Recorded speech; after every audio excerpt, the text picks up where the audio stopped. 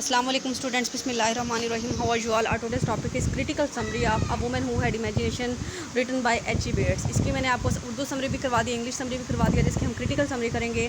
The story is a character study कि एक character की जो है ना वो का मुतालिया है ये कहानी में। It is about a woman, एक औरत के बारे में है, Magdalena and Henry, who had imagination but their artistic and imaginative powers were crust.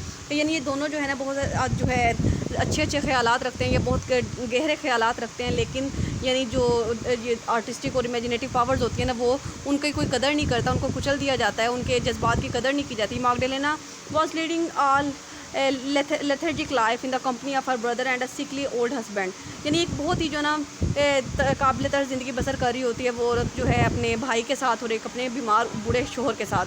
She belong to the aristocracy. She could not get herself free from the outdated social conventions and restrictions laid upon her by her class.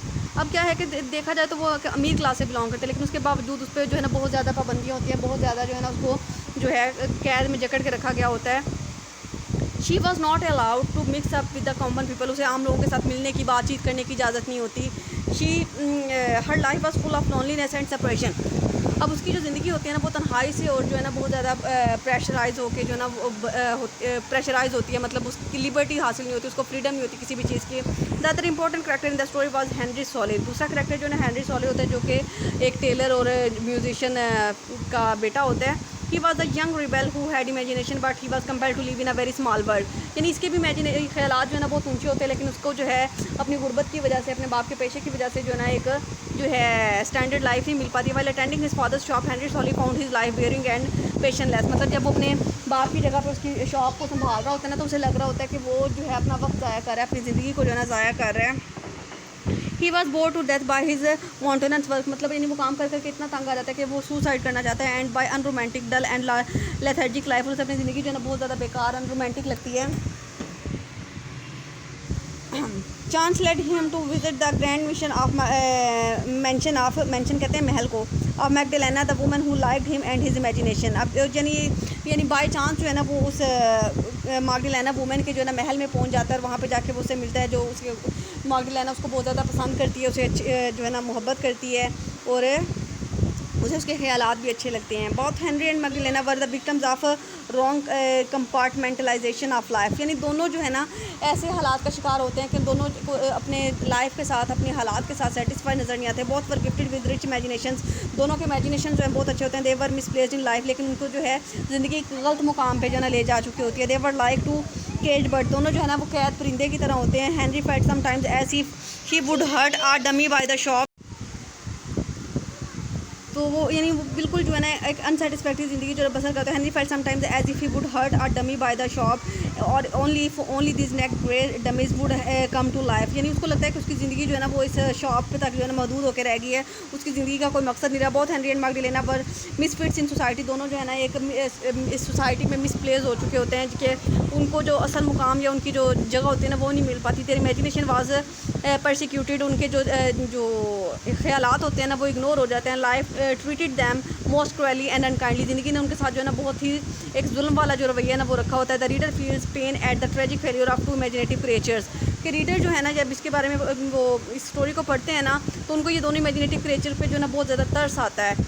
If Henry and Magdalena had been united together by the stroke of good luck. यानी अगर ऐसा हो जाता है कि यानी किस्मत जो है उन दोनों को, हेनरी को और मैगडलेना को मिला देती, the life would have been attracted and purposeful with beauty and romance for them. तो उनकी ज़िंदगी जो थी एक बहुत अच्छी हो सकती थी, उसमें बहुत ज़्यादा जो था रोमांस भी हो सकता था, खूबसूरती भी हो सकती थी, क्योंकि दोनों जो थे इमेजिनेशन रखते थे। The writer has pathos by introducing these two characters with the imagination. अब राइटर जो है ना, राइटर को भी बहुत ज़्यादा हमदर्दी हो रही है वो जब इन दोनों करेक्टर्स के बारे में बताता है। Who think and see things differently from the rest of people around them. यानी वो जो है वो दूसरे लोगों से जो उसके आसपास है उनसे थोड़ा मुख्तलिफ होकर सोचता है। Hence there was something wrong somewhere. लेकिन यहाँ कुछ ना कुछ तो ऐसा था जो गलत है। Henry belong to the poor labouring class. Henry का ताल्लुक जो है वो एक गरीब घराने से होता है। Whereas Magdalena to the aristocracy. लेकिन मैगडलेना का ताल्लुक जो है अमीर घराने से होता है। Henry had a chance meeting with the lady. लेकिन एक बाई चांस जो है ना उन दोनों की मुलाकात हो जाती है। For the first time he got the chance of seeing the things which belongs to his imagination. और पहली बार जो है ना उन्हें उन चीज़ों को देखने को का मौका मिलता है कि जो उसने हेनरी ने जो ना सिर्फ और सिर्फ अपने इमेजिनेशन में देखे होते हैं। मतलब उसका महल देखता है, उसका घर देखते हैं, वहाँ की डेकोरेशन देखते हैं, वहाँ की आसाइशें देखते हैं। तो यानी सारी चीज़ें उसने सिर्फ ख्यालात में सोची होती हैं और फर्स्ट टाइम उनको वो जो है ना उसे देखने को मिलती है। He felt as he was in dream land, मतलब उस महल में वो ऐसे महसूस कर रहा था कि जैसे वो अपने ख्वाबों की दुनिया में आ गया है। No doubt Magdalena look to be a pathetic picture in complete possession of her brother and husband and suppressed by the social conventions. और जो मैगडलेना होती है वो होती तो अमीर घराने से, लेकिन उसके बावजूद उसकी जो हालत है काबिल तरस होती है, क्योंकि वो उसके भाई की और उसके शोहर की मलकियत बनी हुई होती है और उस पर जो है बहुत ज़्यादा पाबंदियाँ होती हैं, बहुत ज़्यादा जो है कन्वेंशंस होती हैं। तो it was a chance meeting with Henry yet Magdalena understood him at first sight because of the mental harmony between them. तो यानी बाई चांस जब उनकी मुलाकात होती है तो उसको हेनरी को बहुत जो है पसंद करती है और उसको जो है किस भी करती है, क्योंकि उन दोनों में जो है मेंटल हार्मोनी पाई जाती है, दोनों के ख्यालात बहुत आपस में मिलते हैं। She felt instinctively that he was bored just like her, उसको महसूस होता है कि यानी वो भी जो है ना उसकी तरह जो है ना बोर हो रही है। She invited him to see the lake at the back of the house, वो घर के पीछे जो झील होती है वहाँ पे मिलने के लिए उसको बुलाती है।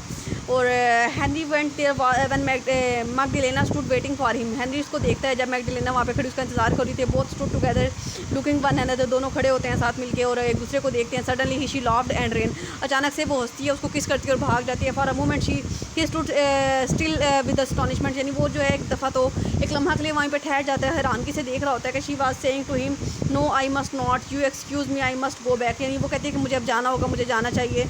हर eyes were filled with tears, और उसकी आंखों में जो ना आंसू आ चुके होते हैं। She began to cry with utter dejection, वो यानी मायूसी की हालत में रो पड़ती है। She never uttered a word but gave him an amazing look, वो उसको कुछ नहीं कहती, एक लफ्ज़ भी ज़ुबान से नहीं निकालती, लेकिन उसके बावजूद एक जो है ना एक अजीब सी नज़र से उसको देखती है। Her black eyes were filled with conflicting emotions of anger, यानी उसकी आंखों में जो है ना गुस्से के जो जज्बात होते हैं ना वो उभर आते हैं, हेल्पलेसनेस मजबूरी के, बिटरनेस पेन एंड फियर, दर्द के और खौफ के, और जो है एक बिटरनेस होती है ना, यानी उसकी ज़िंदगी का जो कड़वापन है वो सारी चीज़ें जो है ना उसकी आंखों में उतर आती हैं जब वो वहाँ से उसको गुड बाय कह के जा रही होती है। ये थी इसकी critical summary. I hope so कि आप समझ गए होंगे। और if you find still any ambiguity feel free to ask me. Take care, अल्लाह हाफ़िज़।